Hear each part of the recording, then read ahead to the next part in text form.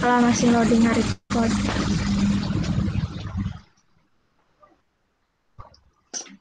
Assalamualaikum warahmatullahi wabarakatuh. Waalaikumsalam. Sebelumnya kami ucapkan terima kasih kepada Teh Tita ya yang telah hadir di pertemuan online ini dan kita akan sharing pengalaman aja ya Teh. Jadi apa namanya santai gitu. Sebelumnya perkenalkan, kami dari mahasiswi Universitas Siliwangi, jurusan Pendidikan Bahasa Inggris. Nama saya Intan Angela dan rekan saya Amalia Fitriani. Mungkin untuk lebih dekatnya lagi, boleh Teh Tita untuk perkenalan, Boleh. silahkan. Eh, Sebelumnya perkenalan ya, nama saya Tita Dewi Rita, mahasiswa dari Stikes Dharma Husada Bandung. Alamat saya di Bandung. Sekarang tingkat 3 semester 6. Alhamdulillah buat sekarang lagi nyusun KTI ya. Mohon doanya buat kelancaran semuanya. Amin. Semoga dilancarkan. Amin. Alhamdulillah, ya amin. Lalu mungkin Teteh sudah punya banyak pengalaman berkaitan dengan jurusan Teteh gitu. Boleh di-sharing sharing-sharing ke kita gitu Teh. Kalau untuk pengalaman sih ya lumayan ya. Pas yang pertama itu kebetulan dinas di RSUD Kota Bandung, yang keduanya di Rumah Sakit Hasan Sadikin, terus yang ketiga itu harusnya di Rumah Sakit Jiwa. Cuman karena kemarin itu kebetulan pandemi, akhirnya diubahlah di Panti Rehabilitas Bumi Kaheman di Soreang. Terus yang keempatnya di Puskesmas Solokan Jeruk, yang kelimanya di Puskesmas Ciparai. Banyaknya apa pengalaman buat praktiknya itu. Nah tadi sempat dengar pernah praktik di harusnya kan di rumah sakit jiwa, tetapi karena COVID jadi ke panti rehabilitasi yang di Bumi Kaheman itu. Itu praktiknya kapan dilaksanainnya, Teh? Kalau yang di Bumi Kaheman itu bulan September kemarin tahun 2020.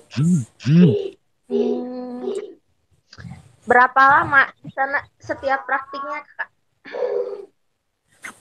Kan yang seharusnya itu 1 bulan full ya, karena dikarenakan lagi pandemi, jadi mahasiswa itu dilarang untuk banyak aktivitas di luar. Makanya jadi si waktunya itu dipersingkat jadi hanya 1 minggu. Hmm, 1 minggu. Berarti Oh jadi pandemi memang ini dibatasi pengaruh ya Teh. ya. Sangat berpengaruh. Jadi mungkin selama pandemi ini aktivitas saat praktik itu memang dibatasi ya Teh. Lalu hambatan apa yang dirasakan Teteh pada saat praktik di tempat itu meskipun praktiknya itu sebentar tapi mungkin ada beberapa hambatan yang Teteh rasakan. Hambatannya sangat kerasa banget sih pas waktu itu, soalnya kan yang harusnya kita itu di rumah sakit, kayak biasa ya kan di rumah sakit itu ada UGD, ruang perawatan, terus alat sama obat juga lengkap, sedangkan waktu itu kita di offer di panti rehabilitas. Nah, si panti rehabilitas itu kan nggak seperti yang dibayangin. Pas awalnya kan ngebayangin tuh kayak panti-panti biasa lah, kayak yang di kota-kota kayak gitu. Ternyata nggak seperti itu. Justru malah kayak di asrama si pasien-pasiennya itu di rumah-rumah seperti biasalah kayak gitu. Satu rumah itu bisa dihuni lebih dari 10 pasien. Terus keadaannya juga si panti itu kan di apa ya bisa dikatakan terpencil lah, tempatnya itu sangat jauh dari keramaian. Ya kendalanya seperti mahasiswa itu kayak susah sinyal buat ngerjain laporannya, terus ujiannya yang kadang suka ngedadak. Masih banyak sih kalau dari kendala-kendala yang kayak gitu, cuman ya paling kendalanya itu sih di susah sinyal, susah buat ngehubungin kayak dosennya, pembimbingnya, terus karena pembimbing di sananya juga kayak relawan seperti itu, jadi beliau juga bukan cuman hanya kerja di panti itu, tapi di klinik juga agak susah buat ngebagi waktunya buat bimbingan sih itu. Eh, kan jadi di panti rehabilitasi itu kan terpencil, berarti di kotak-kotak seperti rumah, seperti asrama, berarti itu seperti pemukiman kecil untuk orang-orang yang tertentu itu begitu. Iya, cuman antara asrama satu dengan asrama yang lainnya itu agak jauh lah, gak seperti pemukiman seperti biasanya, jadi agak ada jaraknya. Oh iya.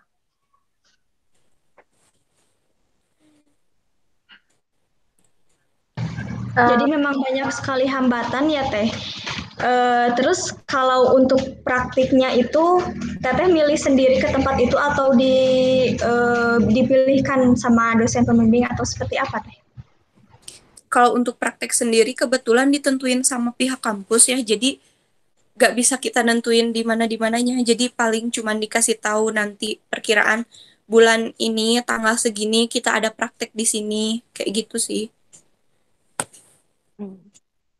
seperti itu. Nah, kalau di panti tersebut kan seperti yang tadi dibilang tidak seperti bayangan, tidak seperti rumah sakit seperti biasanya. Tapi kan ada ya beberapa apa ya disebutnya kasus, bukan kasus ya maksudnya itu pasien yang sedang dalam penanganan. Menurut kakak itu apa yang paling menarik yang pernah kakak tangani gitu tah? Kalau yang menarik di sana sih banyak ya, karena kasusnya itu ODGJ, orang dengan gangguan jiwa, jadi banyak yang unik. Pas kita lagi ke pasien itu gak ada yang gimana, terus juga kita nggak tahu pas kita lagi di asrama kita tuh lagi pasiennya lagi apa. Cuman kalau yang menariknya itu kebetulan pas kemarin teman saya ada yang angkat kasusnya halusinasi. Nah, kebetulan si pasiennya itu emang lagi kumat ya penyakitnya, jadi kayak yang nyambung nggak nyambung gitu sih diajak ngobrolnya. Terus ya ada beberapa juga yang kalau lagi kumat itu kayak ngelakuin kekerasan ke sesama pasien. Itu yang bikin jadi tantangan tersendiri buat kita. Ada rasa takut nggak waktu misalnya tuh waktu lihat pasiennya itu sedang ada yang kumat kayak gitu? Kalau rasa takut sih pasti ada ya. Kan mikirnya ketemu sama orang gila nih, pasti kayak, ih takut. Tapi ternyata nggak seperti yang dibayangin. Justru karena kalau kita udah tahu mereka tuh kayak gimana, terus udah bukan akrab sih, kayak udah bisa ngobrol lah sama mereka. Asik juga ternyata. Justru karena kitanya takut, merekanya tuh makin makin apa ya? Makin suka gitu buat ngejailin ke kita, buat ngedeketin ke kita kayak nakut-nakutin gitu.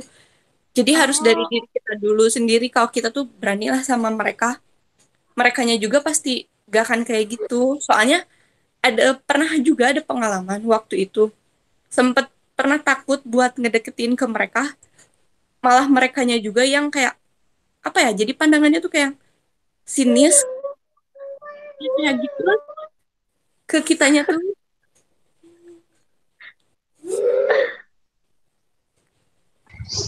Jadi memang kalau yang ngerawat pasien seperti itu mah harus berani ya Teh ya. Harus. Terus kalau di tempat itu berapa orang Teh yang praktik? Kebetulan kan waktu itu satu angkatannya 54 orang. Nah, itu dibagi jadi dua gelombang, jadi kurang lebih ya 22 satu kelompoknya, per gelombangnya. Oh enggak, 26 kalau nggak salah. Karena waktu itu sempat ada yang sakit juga sih, jadi nggak ikut. Nah, waktu kakak praktik di tempat panti rehabilitasi itu, eh, kakak ke bagian apanya nih? Bagiannya kalau sebagai perawat sih waktu itu kita semua stase, semua yang ada di sana pasti kita coba pas dibimbing buat kita lakuin. Oh, Karena kan eh, kalau perawat itu dituntut untuk segala bisa lah kalau di rumah sakit ya. Karena waktu itu di panti rehabilitas, jadi kayak alat dan tindakannya itu terbatas, ya kita lakuin sesuai kemampuan dan sesuai alat yang di sana yang ada aja. menurut kakak stase apa yang paling menantang? Kalau yang di jiwa sih paling ya, itu kalau misalkan kita lagi ke pasien, terus tiba-tiba pasiennya pada ngamuk, kalau nggak ngamuk ya mau mau ngelakuin apa tapi pasiennya malah request atau nggak mau, itu sih suatu tantangan tersendiri gimana caranya buat si pasiennya itu bisa diajak ngobrol lagi. Oh, suka ada pasien yang request ya gitu. Paling banyak di ODGJ tuh paling banyak. Oh, jadi peran teteh di saat ngerawat pasien seperti itu jadi tidak hanya dalam satu bidang ya, jadi di semua harus bisa gitu, di semua bidang harus bisa. Nah, setelah mengikuti praktik itu perasaan teteh bagaimana? Apakah pasti ya kalau manfaat itu pasti banyak. Nah, menurut teteh pribadi bagaimana perasaannya setelah mengikuti praktik di tempat rehab tersebut? Kalau ditanya perasaan sih ya pasti sedih ya. Karena stase jiwa, praktek jiwa itu yang paling ditunggu-tunggu dari tingkat satu. Kayak apa sih disebut dari kakak tingkatnya, kalau misalkan praktik jiwa itu yang paling seru. Ya, kalau orang lain sih bilangnya praktik jiwa itu sambil main. Ya emang bener sambil main, justru gitu. Kita yang ngajak main pasien-pasien kita. Cuman ya tantangan tersendirinya yaitu harus sabar sih.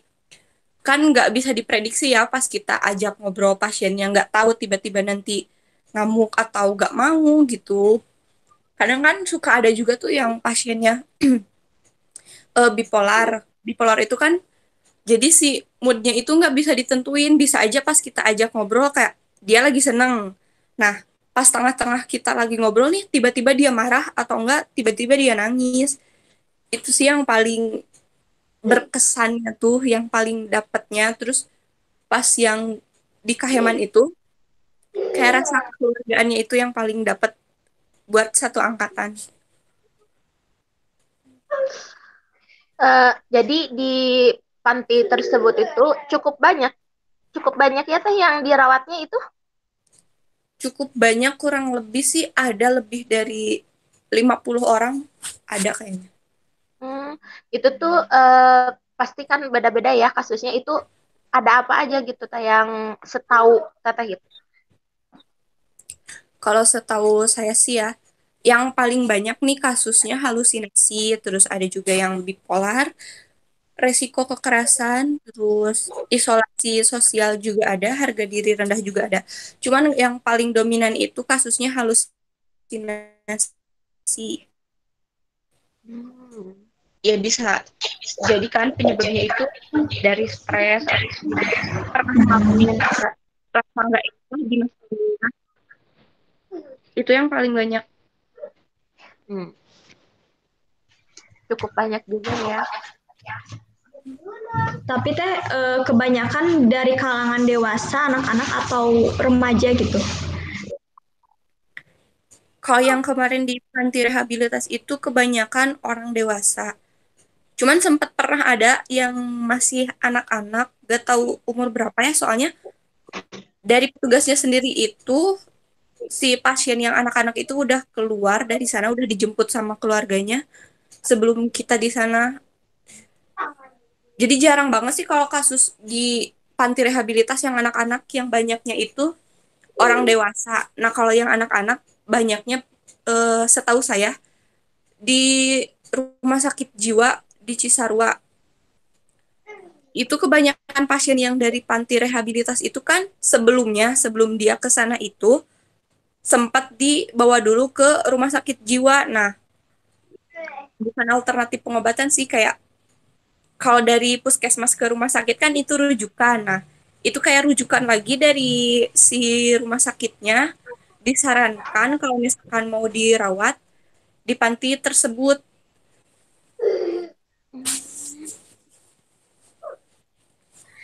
Oh, jadi memang ada tahapan-tahapan terlebih dahulu ya Teh sebelum memasuki panti itu Teh. Ya, itu kan melalui selain dari apa ya, saran, bukan saran sih, kayak rujukan dari rumah sakit.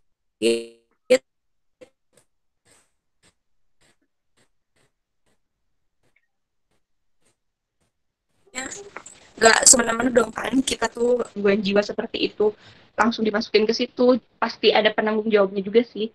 Cuman kalau setahu saya kemarin pengalaman pas dinas di situ, pas saya nanya ke beberapa pasiennya, memang seperti itu. Jadi dulunya itu pernah rawat jalan dulu di rumah sakit jiwa ke psikiater lah yang kayak gitu kan. Terus kayak disarankan, kalau nggak disarankan ketika mereka itu ngamuk katanya, atau ketika mereka itu kambuh, ya tiba-tiba ada yang jemput, otomatis kan nggak tiba-tiba juga, pasti ada dari pihak keluarga yang melaporkan gitu. Oh iya. Teteh, tapi setiap kasus itu penanganannya berapa lama? Apakah sesuai penyakitnya atau seperti apa? Kalau berapa lama sih kita bisa tentuin ya, soalnya kan penyakit ODGJ itu yang paling apa ya, nggak bisa sembuh total kalau dikatakan kata medis itu, cuman bisa dikontrol. Jadi kayak misalkan mereka tuh lagi kambuh, si halusinasinya bisa halusinasi pendengaran kan, mereka tuh misalkan ngedengar suara apa gitu, selain dari obat yang bisa nenangin mereka, mereka juga punya apa ya, dikasih cara-cara tersendiri untuk mengatasi halusinasinya. Nah, justru si cara-cara itu apakah efektif atau enggak ketika si halusinasi itunya tuh kambuh. Kadang kan ada nih ya, yang udah berapa tahun gitu pasiennya tuh, tapi nggak pulang-pulang dari panti itu karena ya memang itu mereka sendiri nggak bisa apa sih, ngontrol halusinasinya. Tapi justru ada juga yang baru beberapa bulan mereka dijemput pulang sama keluarganya. Ya kayak gitu lagi, balik lagi karena tadi selain dari obatnya yang emang teratur diminum, terus coping atau apa ya, cara mereka menangani kayak si halusinasinya pas kamu itu, mereka bisa gitu. Nah yang paling penting sih itu. eh Tadi itu apa sih? Jadi selama di panti tersebut suka boleh nggak keluarga yang menjenguk gitu? Ada keluarga yang pengen nengok gitu? Boleh, Apakah diperbolehkan? boleh. Tapi dilihat juga kayak si ini keadaan pasiennya lagi gimana kan. Kadang kalau misalkan pasiennya lagi nggak stabil si emosinya, atau apa ya, ODPJ-nya itu lagi nggak kekontrol lah si emosinya, itu gak diizinin untuk ketemu si apa sih, pasien untuk ketemu keluarganya. Karena kan yang ditakutkan ini si pasiennya itu nanti kabur atau enggak ngamuk kan. Karena banyak pasien di sana kalau misalkan ditanya tentang keluarga pasti pengen pulang. Jadi sensitif banget ya kalau misalnya nyinggung-nyinggung kata-kata keluarga. Jadi otomatis perasaannya tuh pengen langsung pulang gitu. Ya sih, siapa yang nggak mau pulang kan ya? Pasti mereka juga di rumah.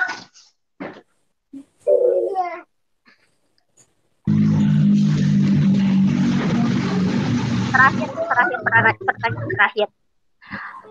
Menurut kakak, peran apa ya? Yang paling berperan, yang berpengaruh, yang sangat berpengaruh dalam kesembuhan si pasien itu siapa gitu? Apa, bagaimana gitu?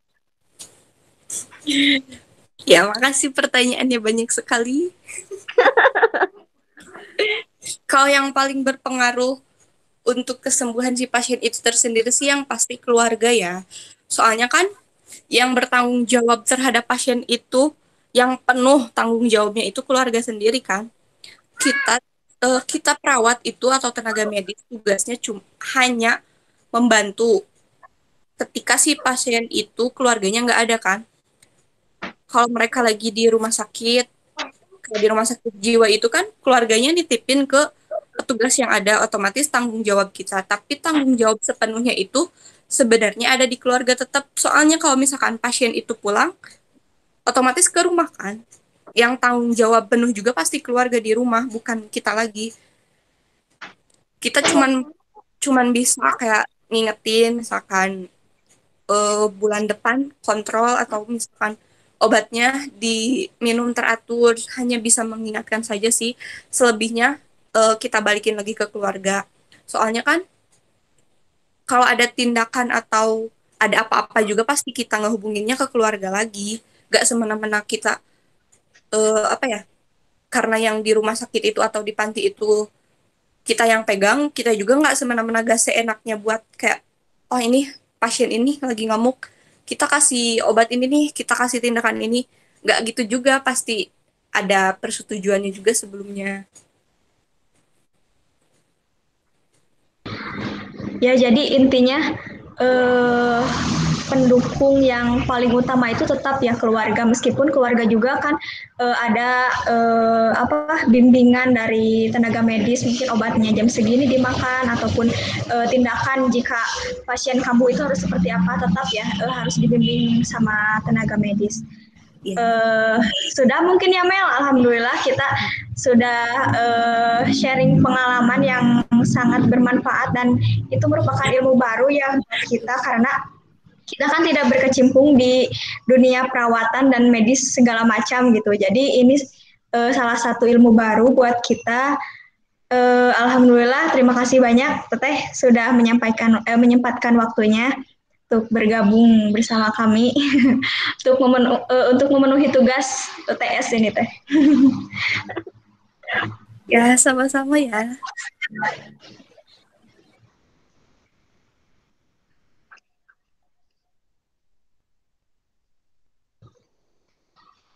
Mungkin untuk terakhir mah dipoto aja ya Teh. Maksudnya di screenshot. Boleh, boleh. Kumaha Mel cara screenshot.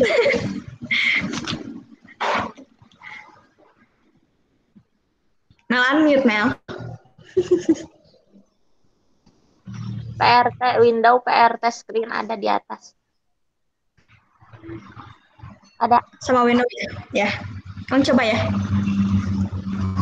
1, 2, 3. Sekali lagi. 1, 2, 3. Ya, udah. Makasih Teh. Makasih Kak, makasih Tita, ya Allah.